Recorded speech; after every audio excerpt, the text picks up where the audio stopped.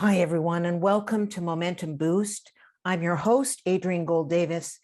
This month, Momentum is focusing on the value of courage, and today's boost actually brings you that value in real time as we attempt to explain, to frame, and to understand what's happening in the Ukraine and what it means for the world, what it means for our Momentum sisters who are living there, and what it means for the international Jewish community. We've seen and heard repeatedly that famous statement turned into a meme now that was made by the courageous president of the Ukraine, Vladimir Zelensky, where he said, "The fight is here. I need ammunition, not a ride." In fact, he was giving us all the ultimate definition of courage, because when we are faced with terrifying prospects of a battle, one that comes from external forces or even our internal battles, we don't search for an exit plan. Rather, we search for the meaning, the wisdom, the tools, the ability to stand resolute in the face of it. Now, there are many forms of front lines that we will face in our lives. President Zelensky has modeled what it means not to retreat, but to stand with and for our people, for our beliefs, and for our values. May the Almighty continue to grant him the strength and clarity and tools he needs to maintain and manage this impossible challenge. Now, I know that a lot of us have questions and are feeling quite helpless. We want to understand why Russia invaded the Ukraine right now. And what does this war mean for civilians on both sides of the conflict? And what are the implications specifically for the Jewish Ukrainian community? Now, our guests today are going to help us to understand the crisis in the Ukraine through a Jewish perspective and what we can do to stand up and to have courage ourselves, to care for our Jewish brothers and sisters that are running for their lives. Our first guest is Natasha Mozgovaya, and she is the manager of digital operations projects for Voice of America, which is the largest U.S. international broadcaster, which provides news and information in more than 40 languages to an estimated weekly audience of more than 311 million people. She joined VOA in 2013 as a journalist, as an editor, and as a host of several TV projects. Earlier, Mozgovaya was the Washington bureau chief for the influential Israeli newspaper Haaretz, and throughout her career, Mozgovaya has covered several military conflicts and crises in different parts of the world, from the Second Intifada to the hostage crisis in Moscow. Now, our second guest, Yana Begelman, is the director of development for the Tikva homes, schools, and communities in Odessa, Ukraine. Tikva is a rescue aid and educational organization saving the lives of at-risk Jewish children and relieving the suffering of impoverished Jewish families in Odessa, Ukraine. Tikva has also been a pioneer in the revitalization of Jewish life in Odessa, reaching into the heart of the Jewish community to rebuild Jewish identity destroyed by decades of persecution and communist rule. And lastly, we have our very own senior partner relationship manager, Anna Vayner. She was born in Kiev in the Ukraine, and she made Aliyah with her family in 1991. Anna joined Momentum in 2017 with 15 years of experience in facilitating informal Jewish education and leadership programs in Israel, in the FSU, and in North America. She's also served as the central emissary for the Jewish Agency in New York, specializing in community organizing and program development for Russian-speaking Jews in North America. Ladies, I want to welcome you. There is so much to unpack and find out, but I'd like to create some context first, if I may. I don't know this region very well. I know that our viewers perhaps do not either. And I think that we need a quick history lesson so we can understand what's happening first. So we're going to do that. And then Yana and Anna, I'd like to hear from you what's happening on the ground. So our first question for you, Natasha: why did Russia invade Ukraine now? Has Russian President Vladimir Putin ever recognized Ukraine's now 30-year-old independence, or was it in his eyes part of that spiritual Russia that he speaks of? And in simpler terms, rather, what actually does he want? Well, that's a really complicated question. I can try to make it as simple as possible, but I'm afraid that to explain it properly, we need to go as far as a couple of hundreds of years ago, when basically, in Putin's view, Russia started from Kiev. So he sees it as part of the historic Russia, and is not willing to recognize any changes that do not come close to his worldview.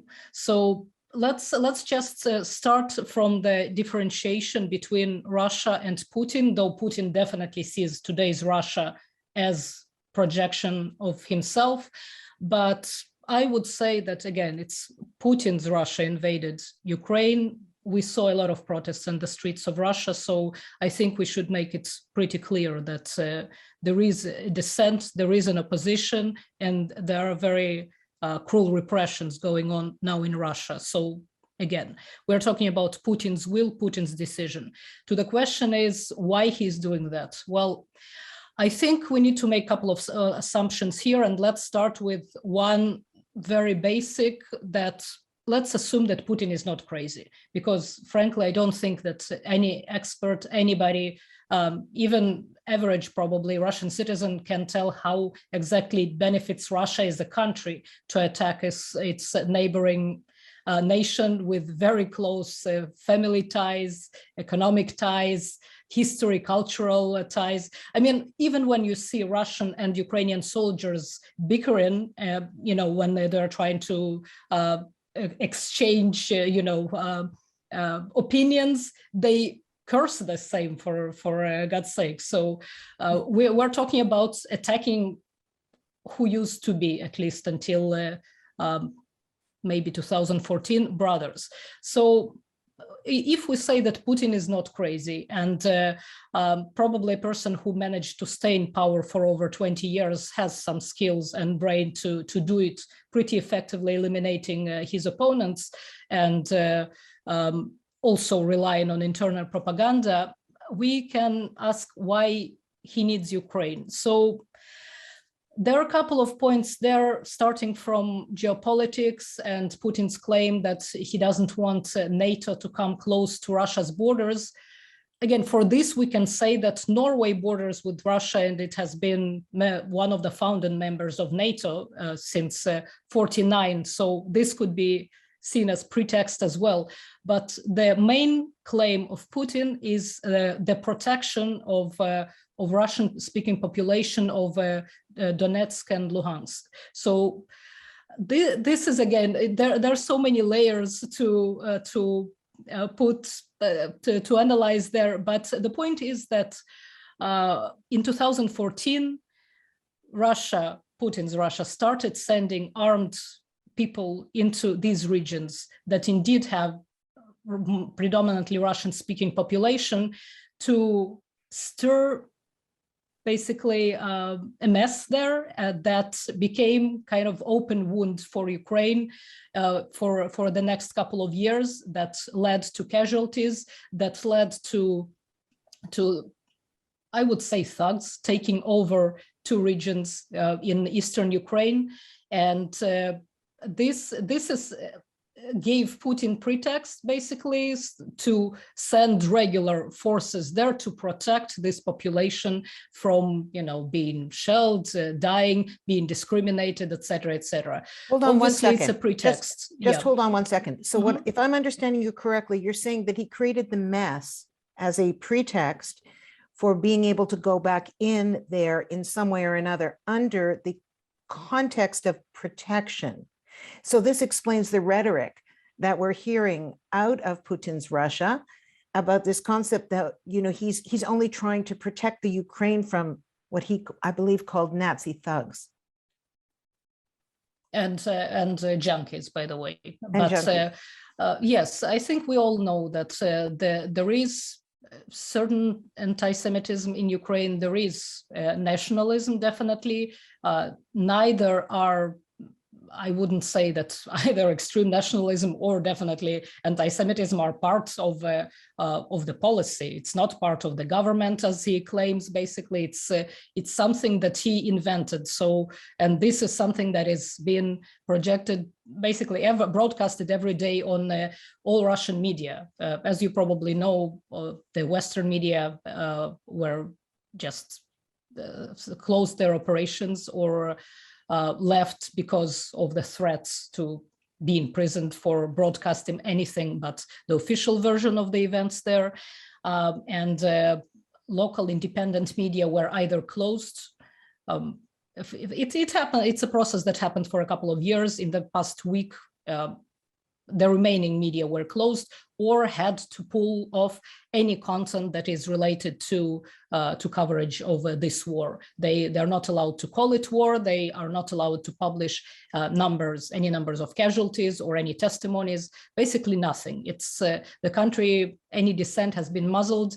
Any actual information about what is going there, the civilian casualties, indiscriminate shelling of cities, it's all been cut off. That's how Putin is trying to control the population from just, preventing them from knowing what's actually happening there. So talking about pretext, even if we assume that Putin actually tried to solve some problem that he maybe saw as critical, he didn't really move to Donetsk and Luhansk.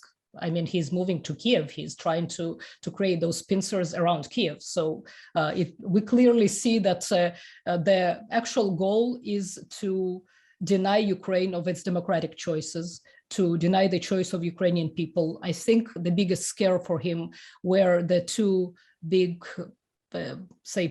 mass protests events that lasted for a while, especially the 2014 one, 2013 and 14, the winter event of a so-called Euromaidan, when Ukraine made it quite clear that it wants to head towards Europe. It wants to become part of the European Union. Mm-hmm. And this is something that Putin is not clearly allowing to happen, because he sees Ukraine not only as his sphere of influence, but clearly as his, as we could judge from his, I would say, even vulgar rhetoric about it.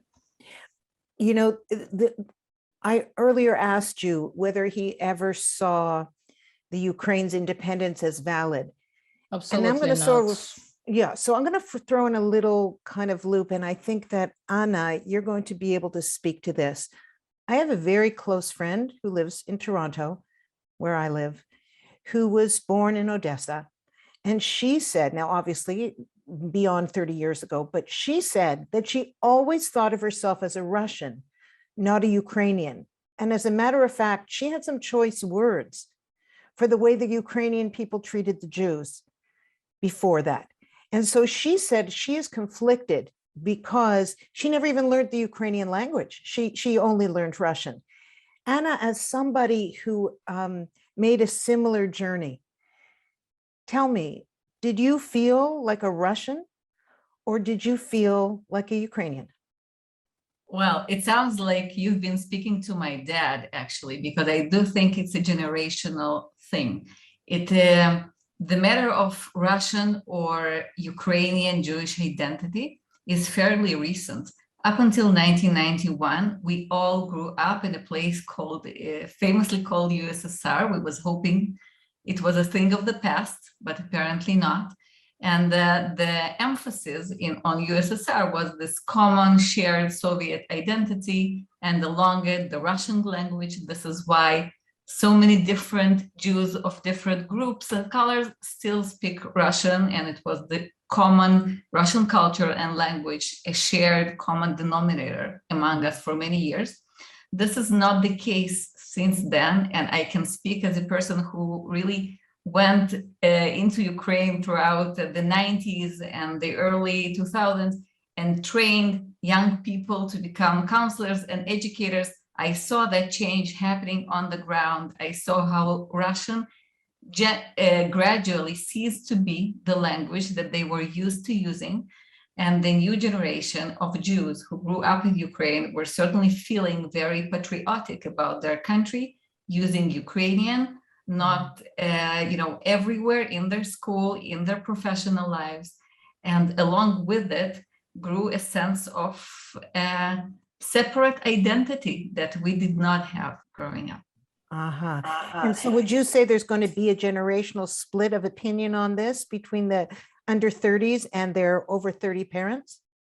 Yes, absolutely. And it's not just about that. You brought up a very complicated Jewish history of Ukraine, and Please it's indeed explain. complicated. So when I think about Ukraine, I think about it as on many, many levels, as a place where I, went to school and I still have friends and classmates and colleagues. But it's also the place where my great grandfather founded a synagogue that now has been famously depicted, people taking out the Torah scroll from it. So this is a place where I feel deeply personally connected to.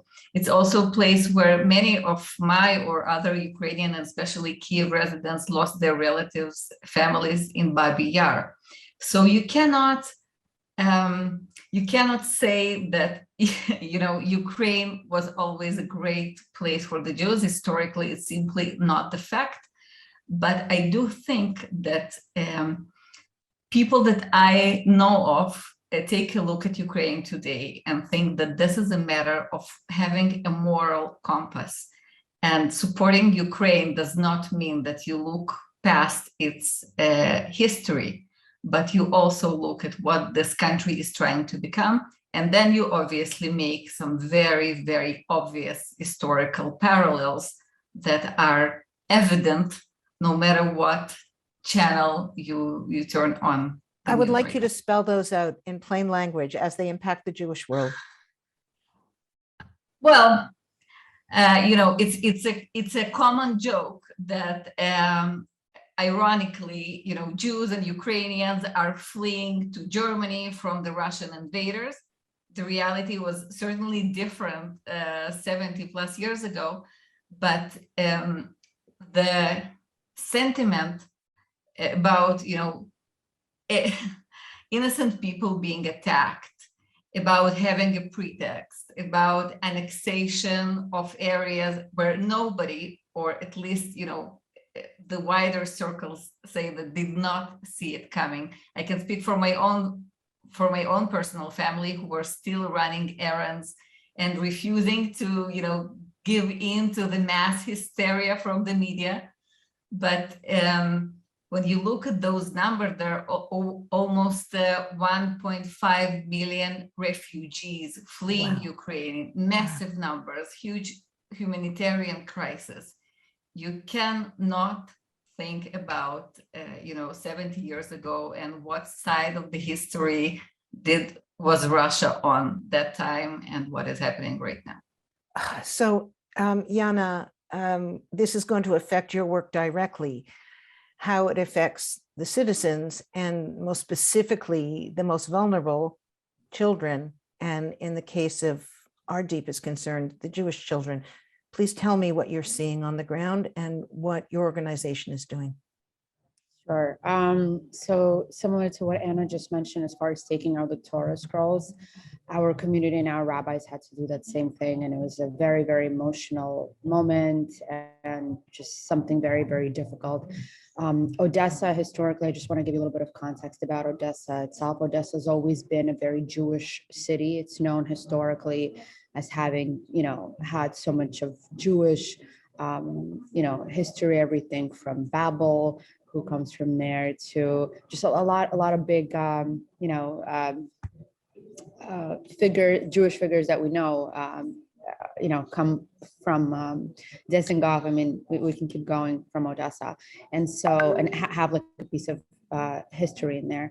And so for Odessa, it's very, very tough. It's seen so many pogroms. It's seen so much through the wars. It's seen so much of that, but it's always kind of just remain and having that Jewish spirit, that energy. And even people who live there, a lot of times, there'll be like a driver taking me like, in a taxi from one place to the other. And we would say, and he's like, oh, something, going to the Jewish community. And then he would like start like giving me like some sort of like a Jewish joke. And I said, you're Jewish? And he's like, if you're in Odessa, everybody's Jewish. It's like such a Jewish, city, and that whole energy. And so, and they've rebuilt so many times. And the synagogue that we have there, it was called the Great Choral Synagogue, which was Tikva, Odessa's, it was on the street called Yevreiskaya Street, which translates to English to Jewish street. So it was like on the Jewish street. And so it's fallen apart and been rebuilt so many times through all the pogroms, through everything. And when our rabbi got there in the 90s, and he reclaimed the synagogue when it was like a sports facility, some sort of like a gymnasium or something. So he came in the 90s and,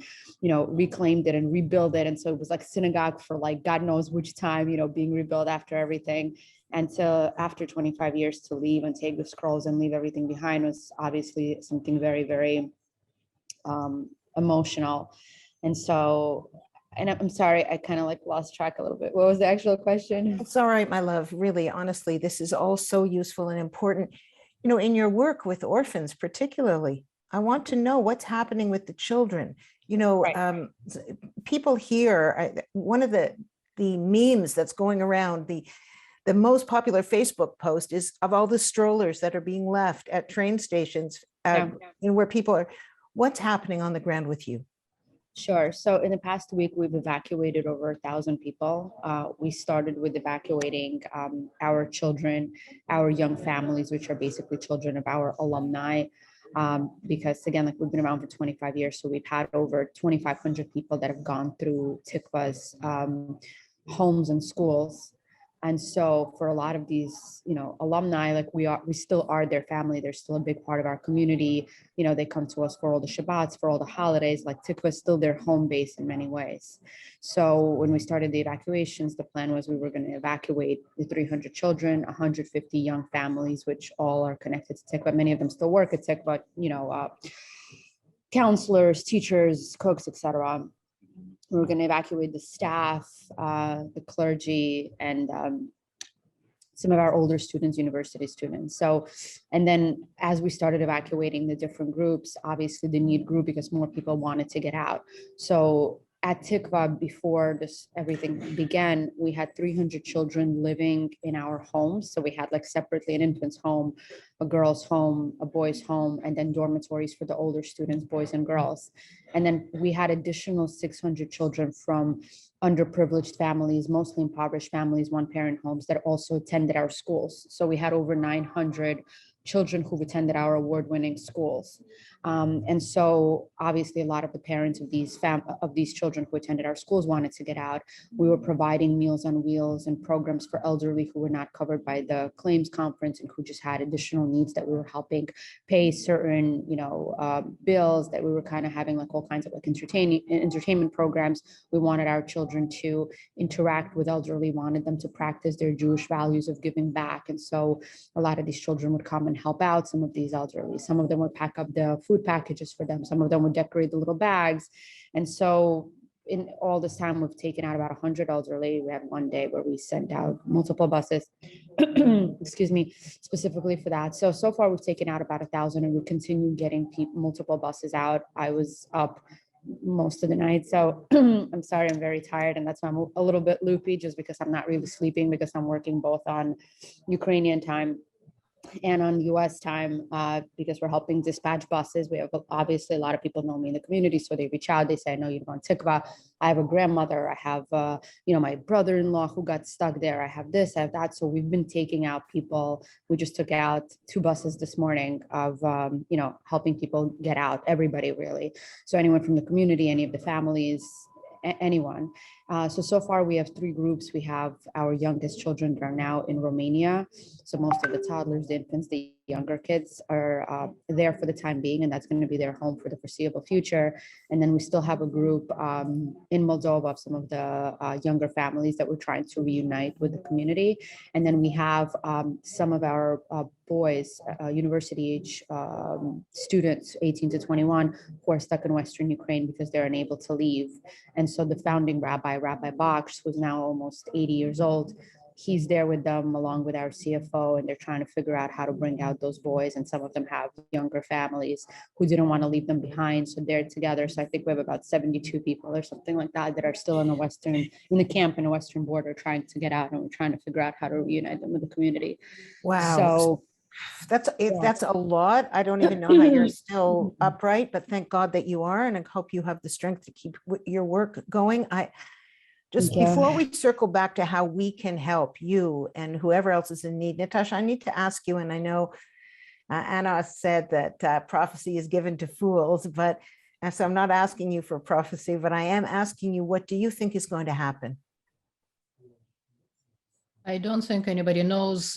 Any scenario currently is not great because the enormous damage has already been done. So obviously at this point, the best case will be an agreement as fast as possible, but it seems based on the third day of negotiations between Ukraine and Russia that Putin still wants to install his person in the government, if not instead of Zelensky, then at least as a prime minister, and obviously it's and deny any future aspirations for Ukraine to join NATO, or basically they want Ukraine to turn back towards Russia. And this is something that I think neither Zelensky nor the Ukrainian people that are fighting for their freedom now are willing to do.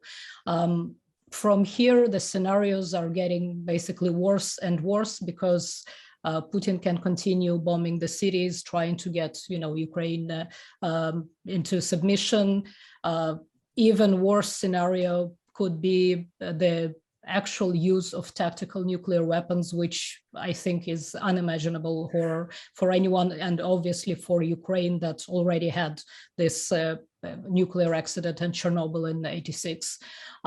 We could see maybe some options that some people are hoping for, the Russian Revolution and change of regime, and then the West can embrace Russia back. It's not sure how likely it is now, given the thousands of arrested people detained just for protesting on the streets, and given the isolation of Putin's circle. There are some options that we cannot really foresee. For instance, how China will behave, because if the West cuts Russia's economy off, Russia will turn to China for help. Not sure if China would want to use this leverage to actually push Russia to any diplomatic solutions, because currently at the United Nations, it abstained at the vote condemning the invasion to Ukraine. So we do not really know how they will act, but this is one leverage that could potentially bring some solution. And probably the worst part is that if this crisis is over with the damage that already happened, and Putin is in power, it's unlikely that he will leave Ukraine alone, because Ukraine became, frankly, his obsession in the past few years, and he already proved in Ukraine and other countries that he is ready to act in any means, whether it's hybrid war, propaganda, cyber, to achieve his goals. So I don't have anything optimistic on this front for now. Anna, you were responsible for bringing so many of Momentum's partners in the former Soviet Union in, especially in Ukraine. We have, hundreds of Momentum sisters there, different organizations who came. From a Jewish perspective, what are you seeing? What are you hearing? And how are our Momentum sisters doing in the Ukraine now? Well, I don't have the statistics, but I do have a Momentum perspective on this, which is and always has been a sisterhood perspective. Whenever situation is as dire as Natasha just described, you don't really bother to get a lot of numbers. You just pick up a phone and ask how that person is doing. So my data is mostly based on just staying in touch with over 20 of the communities that have been part of Momentum over the years, and with numerous women who are our alumni. And the truth is that no matter whom I called, those people were on the move. Nobody was where they were a week ago. They were on trains, on cars, in various stages of transition. Usually you heard a lot of background noise, be it, babies or just a lot of people on the background. So nobody, even the Israeli government, doesn't have the official numbers of who is where. The truth is that people are in transition and they're fleeing. I can speak for the fact that, anecdotally, I think a lot of them, especially the women who came in through our partners who are leading educational institutions within the communities, be it Chabad, be it Jewish Agency for Israel, or cultural centers, they definitely feel a sense of connection to the Jewish community. And this is why they're on their way to Israel. And Israel, from a Jewish perspective, from a government perspective, from a global perspective, really needs to do whatever we possibly can in order to meet this wave of Aliyah in a better way than we have done so before. And it's been famously said that, Israel loves Aliyah, but doesn't like the Olim so much, because it's more difficult to help an individual than to promote an idea. So I think that the power of sisterhood actually is vital here, because this, the success of the people who will, come to Israel, and they will be in need of everything, be it clothing and, most basic needs, and on to more complex needs of emotional well-being and financial stability and employment opportunities and so forth.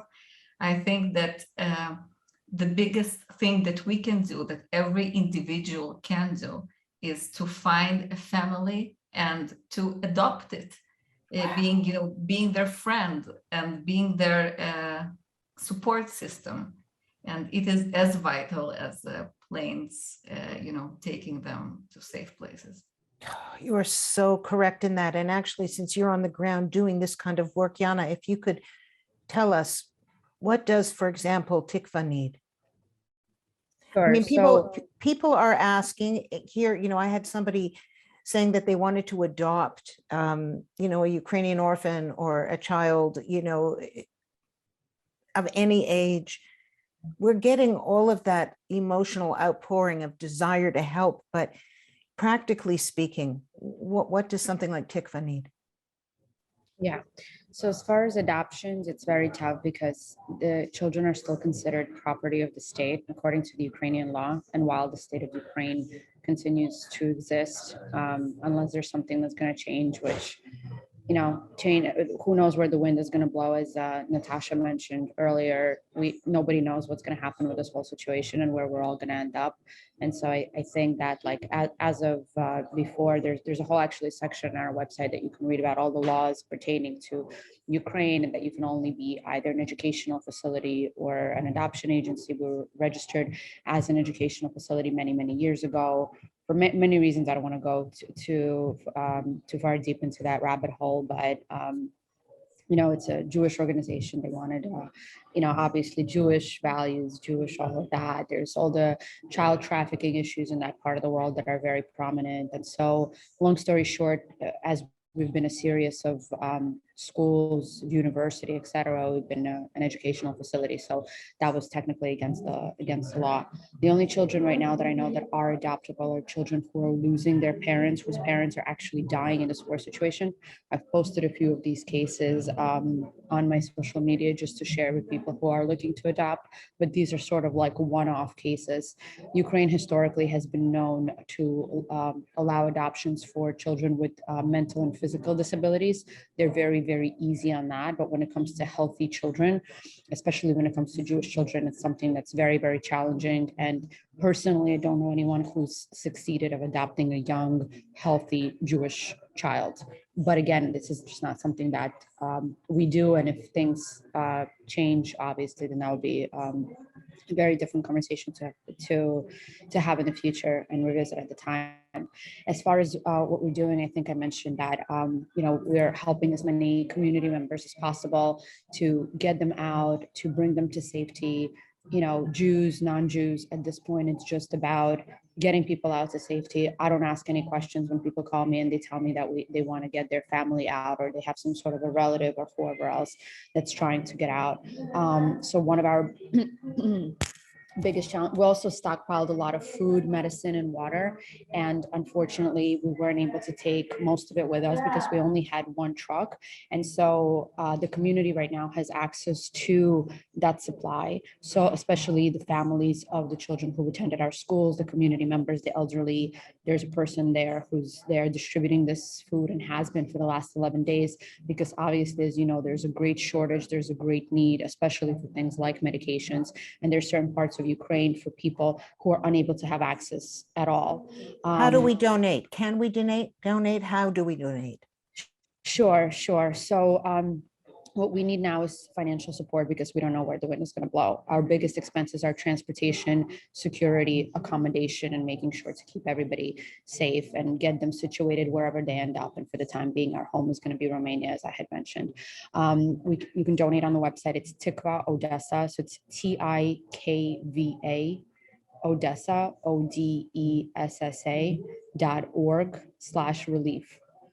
So that's our website. You can view the video, you can view the footage of evacuations, you can view more information as far as, what we've done so far. That video is a few days outdated. We are working on some new footage that we're collecting. It's obviously wartime, so it's very hard to, put emphasis on working on marketing materials, but we are trying to put more things together to keep people in the loop of what we're doing every day and how our efforts are moving along. And thank you. And Natasha, Anna, any other thoughts from you about where we can donate? So my answer to that would be כל המציל נפש אחת, כאילו מציל עולם ומלואו. All who saves one soul is like, saving the entire world. So beyond rhetorics, I'm saying find someone who knows someone. There are over 200,000 Jewish people that are affected by this, but it's not only about the Jewish people, it's about the general Ukrainian population as well. If you ask someone, you will always know a person who has a family member or a friend in Ukraine, and it is always great to help directly. Other than that, there are organizations whom we partner with in Momentum, being the Jewish agency that is making everything that they can in order to facilitate Aliyah processes to Israel, or JDC, the Joint Distribution Committee, that are gathering supplies and medication for the neediest, most vulnerable populations on the ground. These are two exceptional, solid organizations that have proven over time, again and again, how effective they are in a crisis situation. And finally, I want to say that this is something that is as important as financial support. Reach out to the people. It's part of normalcy. It's part of maintaining healthy relationships that they are desperately in need of. Just checking in with them, asking how they are doing, and making sure that they know that on the other side, there is someone who is deeply invested in, making sure that they are all right. Beautiful. And Natasha, I'll give you the last 30 seconds. So to that, I would just add, if you can try to create just long-term kind of partnership and follow up, because as we all know, refugees, especially those that are fleeing their country with nothing, just with nothing, it's not something that you can solve in a week or two. And as we know, attention span these days, unfortunately, with all the world's troubles, is short. These people will need help, sustained help for a long time. So wise, so wise. The three of you, I cannot thank you enough for your time and your energy and your insights. At Momentum, obviously, we have a fundamental value of taking responsibility, of taking action. You've given us some points. Momentum as an organization is also in the process of putting together something similar to what we did for the doctors in the front lines when the pandemic first started, Care with a Prayer. We're going to look at ways to spiritually connect one-on-one with people who need that spiritual connection as well. As an organization, as a world, we are grateful for your honesty and insights. And I thank you for joining me today. God willing, we will see a resolution to this, but I'm hoping, if necessary, I can entice you back on. You have been so incredibly, powerfully informative. I want to thank you, and to all of you out there in Momentum Land watching this, please take these words to heart. Listen over and over to what they have to say. And remember, as we always say here at Momentum, that as we learn and grow together, that the highest form of wisdom will always be kindness. Good night, everyone.